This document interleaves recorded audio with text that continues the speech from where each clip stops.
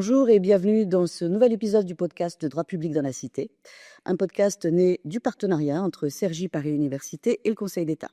Alors, vous le savez maintenant, chaque épisode de cette série est l'occasion d'aborder un grand sujet qui irrigue le droit public en croisant les regards d'étudiants, d'universitaires et de juges du Conseil d'État, pour apporter à la fois un regard théorique et un regard pratique sur le sujet. Dans ce nouvel épisode, nous allons aborder le sujet de la proportionnalité. La proportionnalité est un principe central du raisonnement juridique. Il irrigue l'ensemble des disciplines du droit et en particulier est un principe structurant du droit public. Il soulève aujourd'hui encore beaucoup de questions. Qu'entend-on exactement par proportionnalité? D'où vient ce principe? Comment s'est-il construit? Quels sont les grands textes qui l'encadrent? Et comment le juge l'utilise au quotidien dans sa pratique? C'est à toutes ces questions que vont répondre aujourd'hui nos invités, que je laisse se présenter.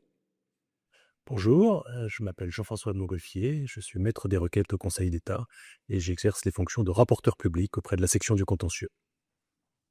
Bonjour, je m'appelle Valentin Vince, je suis maître de conférences en droit public à l'université de Cergy et co-directeur du LEGEP de cette même université. Bonjour, je m'appelle Alicia Lamotte, étudiante à Paris-Cergy Université au sein du master droit des contentieux publics. Bonjour, je m'appelle Antonin Laporte d'Aviat.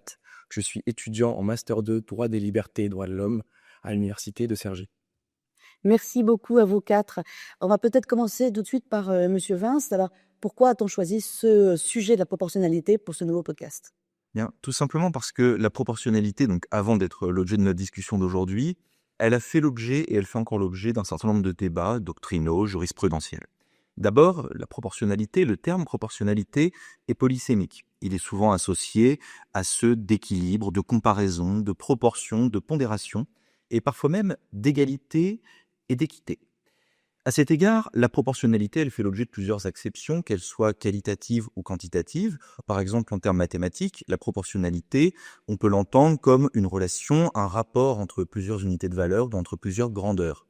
En matière philosophique, chez certains auteurs, la proportionnalité, elle est associée à l'idéal, à l'idée de justice, de justesse, de vertu.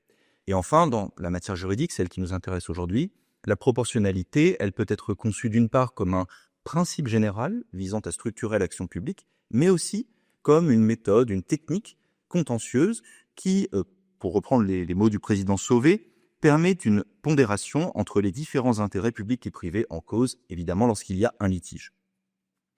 Dans le domaine juridique, la proportionnalité, elle a fait l'objet d'un certain nombre d'études, de thèses, d'ouvrages collectifs, d'articles, mais aussi de très importantes conclusions de commissaires du gouvernement et de rapporteurs publics, et elle conserve une certaine actualité à travers l'évolution de la jurisprudence du Conseil d'État, mais aussi du Conseil constitutionnel, de la Cour de cassation et des cours européennes. Historiquement, le principe de proportionnalité trouve son origine dans la jurisprudence de la Cour administrative suprême de Prusse, et pour ce qui concerne la doctrine, dans les écrits notamment d'Otto Mayer sur la police administrative. Avec la loi fondamentale allemande, la proportionnalité va occuper une place tout à fait singulière puisqu'elle va dépasser le simple cadre de la police administrative pour s'imposer à l'ensemble des activités administratives et législatives. Pour reprendre les mots du professeur Fromont dans un article célèbre sur la proportionnalité est, je le cite, un principe ayant pour objet de modérer l'exercice du pouvoir législatif et du pouvoir administratif. Il impose un certain équilibre entre l'atteinte portée aux droits individuels et l'intérêt que présente cette atteinte pour la collectivité. Il comporte, et nous reviendrons sur ce point, les trois exigences de l'aptitude, de la nécessité et d'un rapport de proportion stricto sensu. Ce principe de proportionnalité, il a par la suite été réceptionné par de nombreux États européens, évidemment sous des formes très diverses, et par les droits européens eux-mêmes, en particulier en matière de droits de l'homme, avec la jurisprudence de la Cour européenne des droits de l'homme, et la jurisprudence de la Cour de justice de l'Union européenne, qui, bien volontiers, dans les affaires qu'elle a à traiter, mobilise ce triple test de proportionnalité. Je le rappelle, adéquation, nécessité et proportionnalité au sens strict. La réception du principe de proportionnalité en France, elle paraît un peu plus complexe. En effet, l'exigence de proportionnalité n'a jamais été tout à fait étrangère au droit français. Simplement, c'est plutôt sous la forme d'une méthode, d'une technique contentieuse que la proportionnalité a été réceptionnée. Pour le dire très simplement, on a plutôt tendance en droit français à parler du contrôle de la proportionnalité. En droit privé, on trouve ce contrôle de la proportionnalité ou ces contrôles de la proportionnalité en matière de droit du travail, en matière de droit pénal, mais aussi en matière de protection des libertés économiques. En droit public, on retrouve ce contrôle ou ces contrôles de la proportionnalité, évidemment, en matière de mesures de police visant à restreindre un certain nombre de droits ou de libertés fondamentaux, en matière de sanctions administratives, en matière de relations contractuelles ou encore de droits des étrangers, en particulier à travers les procédures de référé. On peut préciser, mais je pense que nos étudiants reviendront sur ce point, que le Conseil d'État, à la suite du Conseil constitutionnel, a réceptionné la technique du triple test de proportionnalité avec sa décision Association pour la promotion de l'image de 2011. C'est une décision majeure. Pourquoi ? Tout simplement parce qu'elle est venue enrichir l'office du juge administratif et qu'elle est venue aussi poursuivre un chemin qui avait été tracé par d'anciennes jurisprudences, je pense notamment, mais on pourrait en citer d'autres, aux jurisprudences Abbé-Olivier et bien évidemment Benjamin. Il reste quand même quelques questions sur ce fameux contrôle de la proportionnalité. On peut s'interroger en effet sur le rôle du juge administratif et tout particulièrement du juge de l'excès de pouvoir lorsqu'il exerce le contrôle de la proportionnalité. Ne prend-il pas les habits de l'administrateur ? Ne devient-il pas une sorte de contrôleur de l'opportunité de la décision ? Et on peut aussi s'interroger sur la combinaison du contrôle de la proportionnalité avec les nouveaux pouvoirs qui sont reconnus au juge de l'excès de pouvoir. Je pense notamment à l'injonction et à l'abrogation, donc à ce qu'on appelle aujourd'hui l'appréciation dynamique de la légalité. Et pour conclure, il reste quand même une question sur cette proportionnalité. Est-ce que, au-delà de la technique contentieuse, de la méthode du juge, la proportionnalité sera un jour appréhendée comme un véritable principe structurant de l'action publique et, pourquoi pas, des relations interindividuelles ? Merci beaucoup. Effectivement, plein de questions auxquelles on va essayer de répondre ce matin. Alors, ce que je vous propose, c'est, comme pour chaque épisode, de structurer notre dialogue en 3 parties. Une première partie qu'on va laisser aux étudiants pour qu'ils nous posent un peu le cadre historique et théorique. Une deuxième partie avec le juge pour qu'il nous fasse rentrer dans ses coulisses. Et puis, une dernière partie qui est plutôt une partie ouverte avec des questions que vous poserez ou que vous poserez aux uns et aux autres. Alors tout de suite peut-être, Antonin, plantons le décor. Est-ce que finalement vous pourriez nous donner une définition de la proportionnalité, nous donner un peu son histoire, d'où elle vient ? Oui, donc je vais vous parler de l'histoire de la proportionnalité et aussi vous montrer quelques définitions de la proportionnalité. Donc tout d'abord, la proportionnalité est une notion large et ancienne qui existe au-delà du droit. On la retrouve d'ailleurs dans la plupart des sciences humaines, et les premières traces de la proportionnalité remontent à l'Antiquité. Aristote recherchait le juste milieu, c'est-à-dire un équilibre entre 2 extrêmes, et selon lui, la proportion est la traduction même du juste. Je le cite, « Le juste est un milieu entre des extrêmes qui, autrement, ne seraient plus en proportion. » De surcroît, la philosophie aristotélicienne identifie directement le droit à la proportionnalité. Aristote affirme que parce que le droit est proportion, le juge proportionne les choses aux personnes. Qu'à partir de ce postulat, on peut explorer les relations entre la proportionnalité et les autres principes juridiques. Donc la proportionnalité dépasse l'égalité arithmétique purement formelle pour consacrer une égalité réelle entre les individus. On donne à chacun ce qui lui est dû. Le sens moderne de la proportionnalité apparaît au XIXe siècle. Toutefois, il faudra attendre la seconde moitié du XXe siècle pour une véritable affirmation de ce principe. La Cour européenne des droits de l'homme ainsi que les tribunaux constitutionnels allemands et suisses ont joué un rôle central dans la démocratisation de ce principe. En Allemagne, le principe de proportionnalité émane de l'interprétation des articles 19 et 20 de la loi fondamentale qui garantissent la protection des droits fondamentaux et la défense de l'état de droit. Le tribunal constitutionnel allemand estime que le principe de proportionnalité découle directement de l'essence des droits fondamentaux. On a aussi le dictionnaire des droits de l'homme qui distingue 2 approches de la proportionnalité, donc un point de vue méthodologique et un point de vue normatif. D'un point de vue méthodologique, la proportionnalité renvoie à la recherche du juste équilibre, à la mise en balance des intérêts. Et cette approche peut avoir une portée plus ou moins liée au contentieux, notamment à travers certains principes comme l'égalité des armes. C'est un principe qui impose un équilibre en matière de transparence, qui permet aux parties d'avoir les mêmes chances de gagner au procès.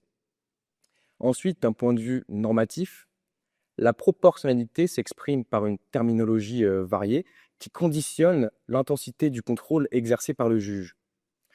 Les contrôles de nécessité, de besoin social impérieux ou encore de l'indispensable illustrent une proportionnalité d'intensité maximale. Tous ces termes apparaissent dans la jurisprudence de la Cour européenne des droits de l'homme, comme par exemple dans l'arrêt Handicide de 1976 relatif à la liberté d'expression. À l'inverse, les notions comme le raisonnable, l'admissible ou l'erreur manifeste d'appréciation traduisent une proportionnalité d'intensité minimale.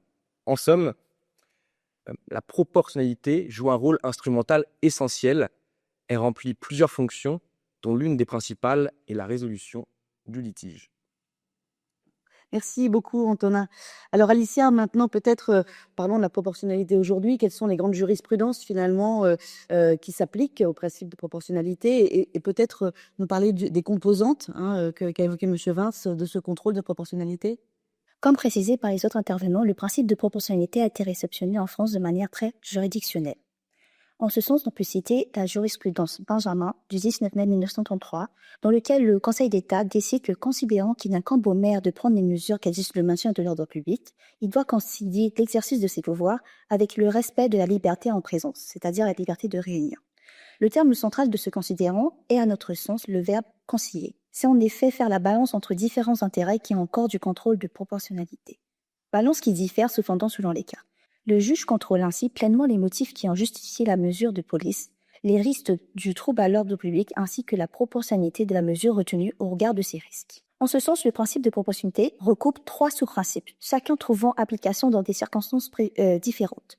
Le premier suppose qu'une telle mesure doit être adéquate, c'est-à-dire appropriée, ce qui suppose qu'elle soit a priori susceptible de permettre ou de faciliter la réalisation du but recherché par son auteur. Le second aspect du principe est celui qualifié de test de nécessité, c'est-à-dire de l'adjectif nécessaire. En vertu de ce test, on se demande si la mesure ou la décision contestée est réellement nécessaire pour l'atteinte de l'objectif.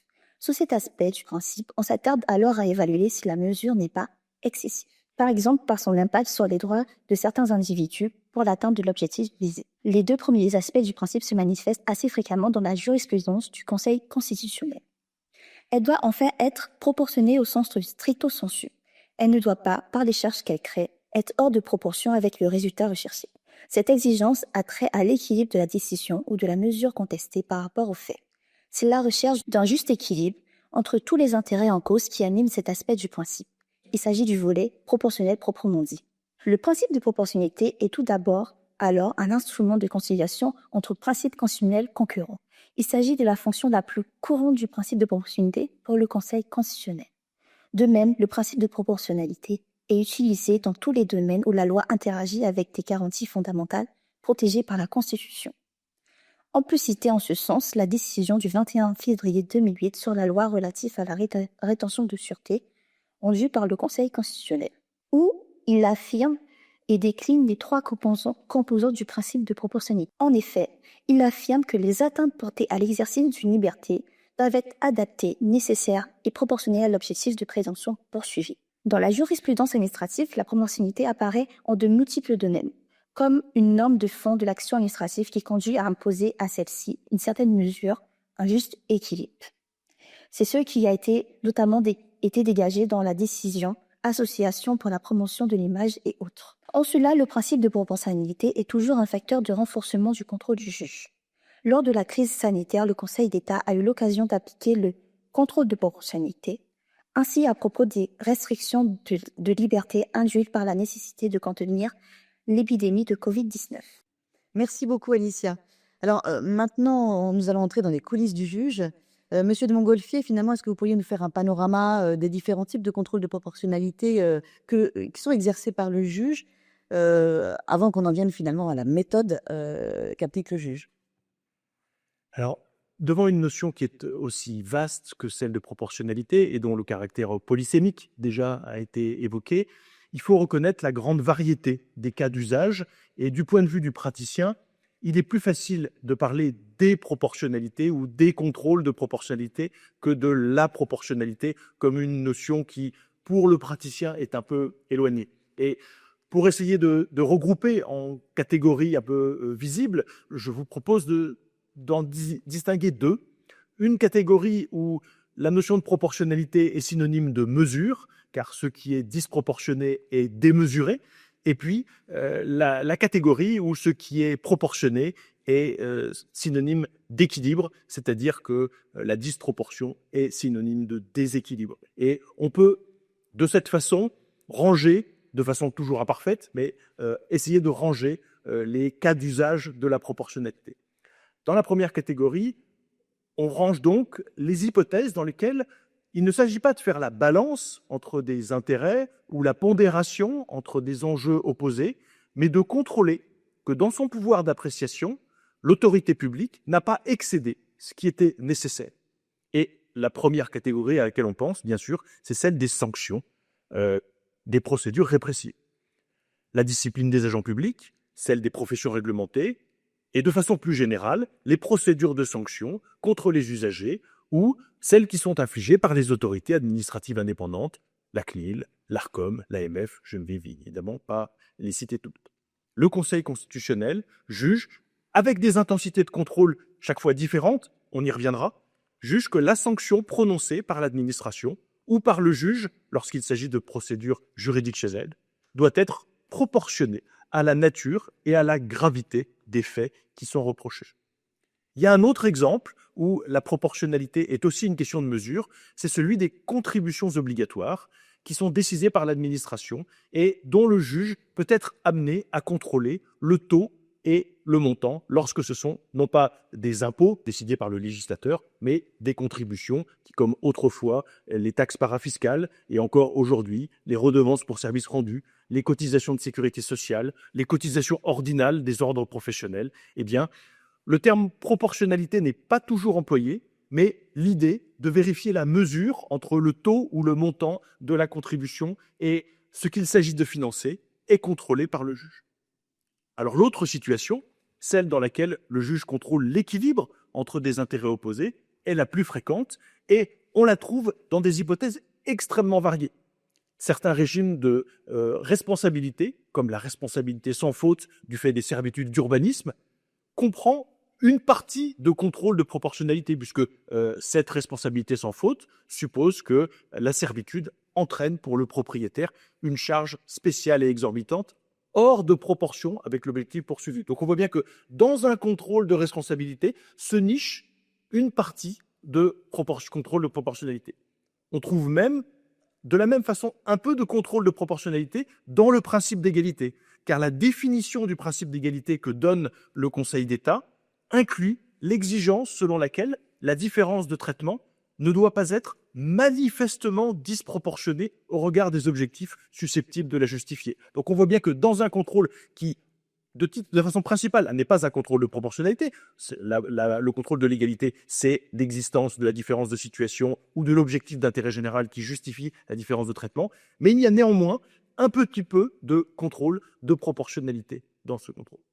Mais c'est évidemment dans le cadre des mesures ou des réglementations qui apportent des restrictions à l'exercice des droits et des libertés, et en particulier les mesures de police, comme cela a déjà été dit, que le contrôle de proportionnalité trouve ses applications les plus nombreuses. Il s'agit d'opérer la pesée ou la pondération ou la conciliation. Le juge emploie peut-être un peu indifféremment des termes qui sont quasiment substituables. Opérer la pesée entre d'un côté les motifs poursuivis en matière de police, remédier aux atteintes ou prévenir les menaces à l'ordre public, et d'autre part, comme le dit la décision Benjamin de 1933 qui a déjà été citée, la gravité des atteintes aux libertés ou aux droits qui en résultent. Alors, l'histoire du juge administratif en matière de proportionnalité, tous les étudiants l'ont appris, c'est l'histoire d'un renforcement du contrôle avec progressivement l'abandon d'un contrôle d'erreur manifeste, même s'il reste encore des champs où un contrôle d'erreur manifeste est appliqué par le juge. Et les exemples les plus connus de passage à un contrôle normal, eh bien, on peut en donner quelques-uns. Par exemple, en matière de police des étrangers, lorsqu'est en cause la vie familiale, depuis une décision d'assemblée Belgacem de 1991, ou pour les décisions d'interdiction des publications étrangères, le passage à un contrôle normal par une décision de section, Ekin de 1997. Les exemples sont en réalité très nombreux.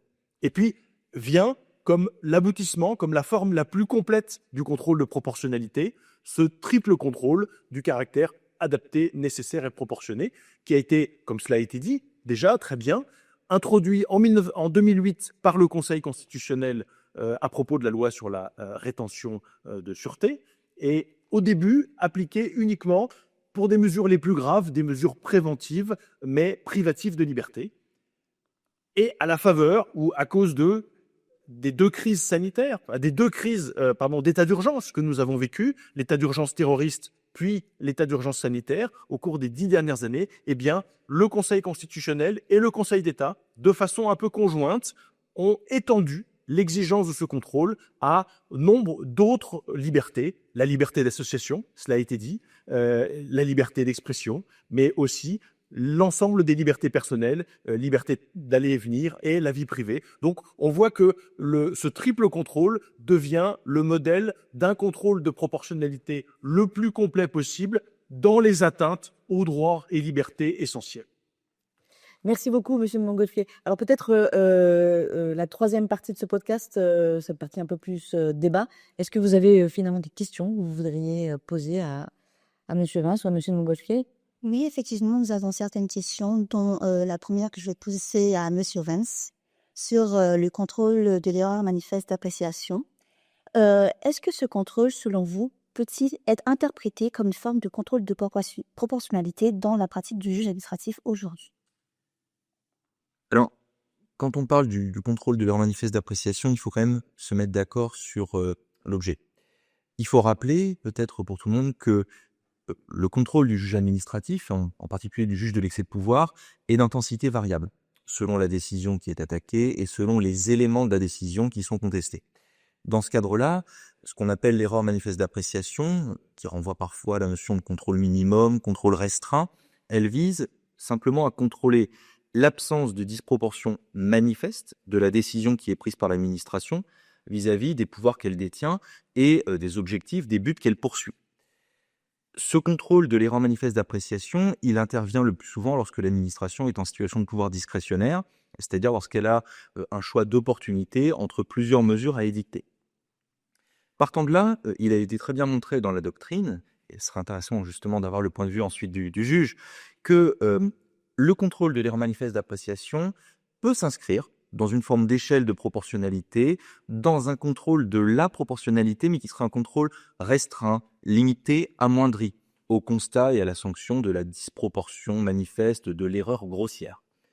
En revanche, certains auteurs ont montré qu'il n'y avait pas en soi de lien entre le respect de la proportionnalité et la technique du contrôle de proportionnalité et l'intensité du contrôle effectué par le juge. Et certains auteurs ont même montré, mais dans une approche très, je dirais, resserrée du contrôle de proportionnalité, que ni le contrôle de l'erreur manifeste d'appréciation, ni même, on a un petit peu parlé, le contrôle du bilan, coût-avantage, ne sont des cas d'application du principe de proportionnalité. Donc vous voyez qu'il y a encore des débats sur cette question, en tout cas en doctrine. Peut-être que le juge administratif se pose différemment la question dans sa pratique du contentieux. Non, je vais tout à fait rejoindre ce qui vient d'être dit. Le contrôle de proportionnalité, c'est une technique, c'est une méthode de contrôle. L'erreur manifeste, c'est une question d'intensité du contrôle. Et donc, on peut avoir du contrôle de proportionnalité restreint, du contrôle normal ou du contrôle renforcé. Et au titre du contrôle restreint, il arrive qu'on qualifie de contrôle d'erreur manifeste d'appréciation un contrôle de proportionnalité restreint. Je vous en donne un exemple. En matière de la police des débits de boissons, le contrôle que le juge de l'excès de pouvoir exerce sur la durée de l'interdiction d'un débit de boisson qui a été fermé par le préfet est un contrôle de l'erreur manifeste d'appréciation. Or, c'est une mesure de police spéciale, donc on est dans le champ d'un contrôle de proportionnalité, mais un contrôle restreint compte tenu de la spécificité de cette police et des difficultés de déterminer la bonne durée d'interdiction qui doit être infligée. Et par ailleurs, il existe des champs où s'exerce en excès de pouvoir un contrôle d'erreur manifeste d'appréciation qui ne sont pas des questions de proportionnalité. Par exemple, quand il s'agit de qualification. on peut avoir un contrôle de qualification restreint, voire d'erreur manifeste, mais qui ne met pas en jeu la technique du contrôle de proportionnalité. Donc il faut bien distinguer les deux, même si, comme je l'ai déjà indiqué, dès lors que le sens historique est celui du renforcement du contrôle, eh bien, là où on a un contrôle de proportionnalité, on a plutôt tendance à s'éloigner. Et quand je dis on, c'est le juge administratif, parce qu'on verra que pour le Conseil constitutionnel, qui concilie des principes constitutionnels opposés et qui peut être dans une situation un peu différente, mais pour le juge administratif, la tendance du contrôle de proportionnalité est l'abandon du contrôle restreint de l'erreur manifeste. On en a de nombreuses illustrations, j'en ai donné quelques-unes, et on trouve dans tous les bons ouvrages des listes exhaustives d'hypothèses où, au cours du XXe siècle et encore ces dernières années, on est passé progressivement d'un contrôle d'erreur manifeste à un contrôle dit normal de la proportionnalité, où le juge exerce véritablement la mise en balance, comme dans la décision Benjamin, des atteintes aux libertés avec les motifs qui sont censés le justifier. Merci beaucoup. Une autre question? Oui, on a une deuxième question un peu plus large qui porte sur l'intensité du lien entre les droits fondamentaux et la proportionnalité. Est-il inextricable ou non? Et donc je vais formuler la question de manière suivante. Les droits fondamentaux et la proportionnalité sont-ils consubstantiels? Et là, je vous laisse répondre, M. Vince, et après, M. Mokofide. C'est une question qui est vertigineuse, parce que déjà, il faudrait s'entendre sur la définition de ce qu'est un droit fondamental, même si, bon, en doctrine, on commence à y voir un peu plus clair sur cette question.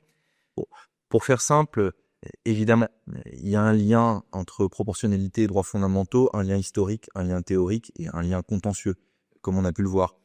Je l'ai dit dans mon introduction, la proportionnalité en tant que principe, mais aussi méthode de contrôle du juge, elle est apparue pour limiter les pouvoirs de l'État, des autorités publiques, dans une perspective de protection des droits fondamentaux. L'idée étant de concilier les droits individuels, les droits fondamentaux avec des notions voisines. On l'a vu en matière de police, l'ordre public, mais ça peut aussi être, de manière plus générale, l'intérêt général. Donc évidemment, il y a un lien entre droits fondamentaux et proportionnalité. Et même si on dépasse le strict cadre du droit interne, on voit que la jurisprudence européenne, la jurisprudence de la Cour européenne des droits de l'homme, évidemment, et la jurisprudence de la Cour de justice pour tout ce qui concerne les libertés économiques. Maintenant, est-ce à dire qu'il y a un lien exclusif entre droits fondamentaux et proportionnalité? Je ne le pense pas. Je ne le pense pas, mais à partir du moment où on considère la proportionnalité au-delà de la simple technique contentieuse, comme, je l'ai dit aussi en introduction, un principe général structurant l'action publique, qu'elle soit administrative ou législative.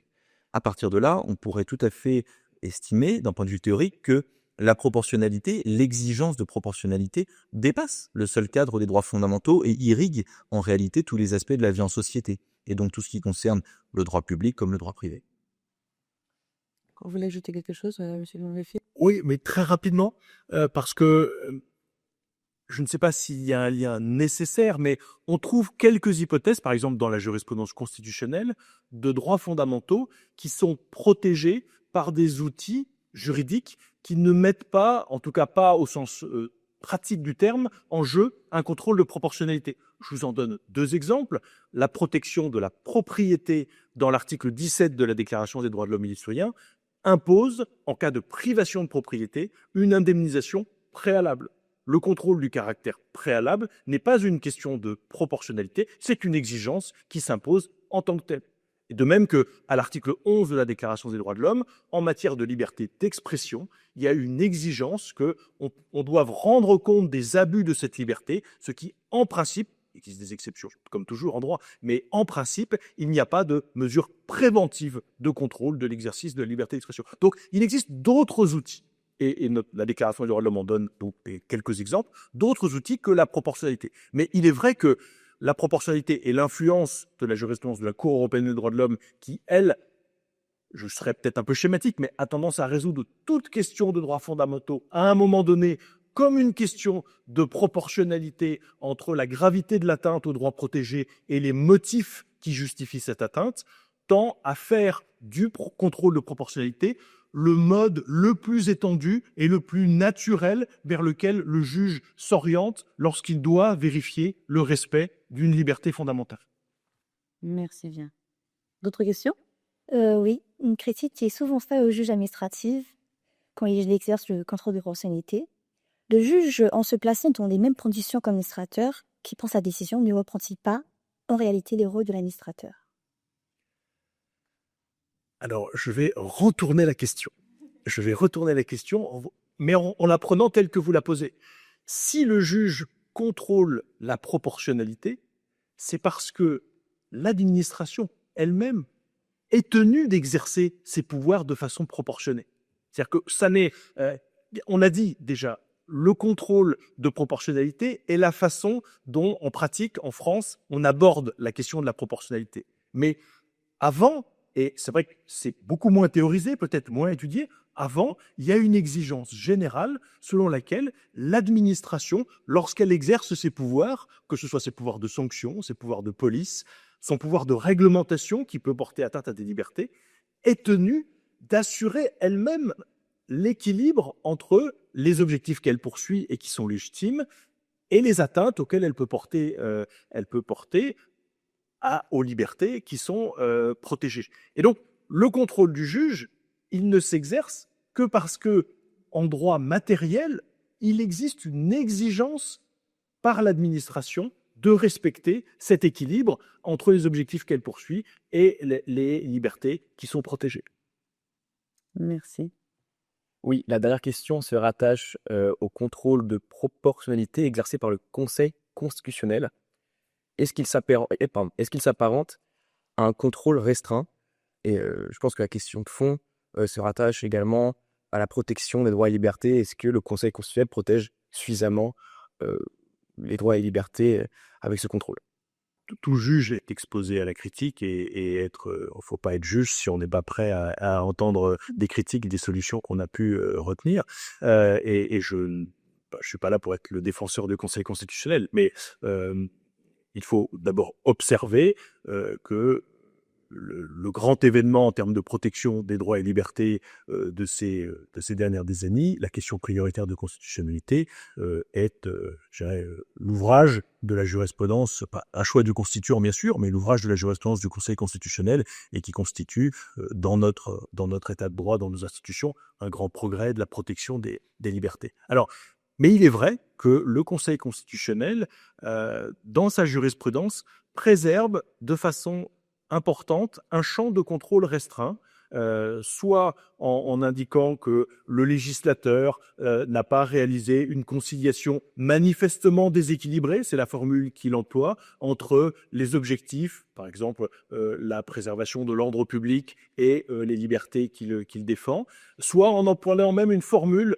un peu plus radicale qu'il a employée dès 1975 dans la décision sur l'IVG, en disant qu'il ne lui appartient pas de substituer son appréciation à celle du Parlement sur un certain nombre de choix. Le Conseil constitutionnel manifeste par cette jurisprudence le respect qu'il a pour la souveraineté du Parlement qui fait des choix d'ordre politique auxquels le Conseil constitutionnel n'entend pas se substituer. Et il manifeste également la difficulté qu'il y a à assurer des conciliations entre des principes qui sont de même niveau. En droit constitutionnel, il n'y a pas de hiérarchie de principes constitutionnels, et donc le Parlement doit opérer une conciliation, et le Conseil constitutionnel laisse au Parlement une forme de liberté pour assurer cette conciliation. Le juge administratif, à l'égard de l'administration, a, depuis la première moitié du XXe siècle, une approche un peu différente, consistant à estimer que le respect du principe de la légalité ne laisse en réalité qu'une marge beaucoup plus réduite à l'autorité administrative dans la préservation des libertés. Il existe des champs de contrôle restreints, mais néanmoins, la conciliation que l'administration doit réaliser entre la poursuite des objectifs, et notamment de préservation de l'ordre public, et la préservation des libertés, est soumis à un contrôle qui est plus entier du juge. C'est peut-être ce qui explique cet écart, quand on les compare, entre une jurisprudence administrative où le contrôle restreint occupe une place plus réduite et une jurisprudence constitutionnelle où elle est encore importante et probablement de façon durable. Merci beaucoup. Une dernière question. On peut voir que le trouble de personnalité a une certaine ambiguïté. En ce sens, est-ce qu'il ne traduit pas une forme d'imprévisibilité de l'appréciation du juge et donc une certaine insécurité ressentie par des justiciables? Alors, il est vrai que l'exercice technique du contrôle de proportionnalité conduit le juge à opérer une balance à l'issue d'un débat contradictoire entre des objectifs qui s'opposent ou qui sont antagonistes ou qui doivent être conciliés, et que cet exercice peut donner l'impression d'un pouvoir d'appréciation important du juge, plus important en tout cas que dans d'autres hypothèses où le respect de la légalité consiste à s'inscrire dans un rapport de syllogisme. On sait ce qu'il faut penser du syllogisme, c'est la forme que le juge donne à l'argumentation, c'est pas toujours la réalité, la façon dont le juge raisonne, la recherche de la solution juste est toujours ce qui dit le juge. Donc oui, le contrôle de proportionnalité met le juge en responsabilité quant à l'exercice d'une balance, mais si la balance est le symbole de la justice, c'est peut-être justement parce que c'est le cœur du métier du juge que d'opérer cette conciliation ou cette pondération entre des arguments ou des intérêts qui s'opposent.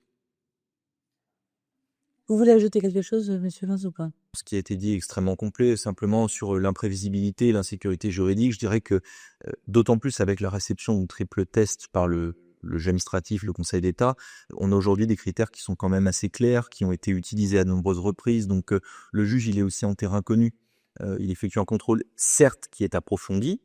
On renvoie ici encore à la question précédente sur l'administrateur juge, etc.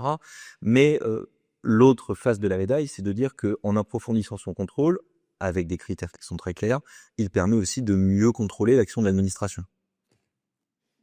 Merci beaucoup. Une question? Non. Merci beaucoup. À très bientôt.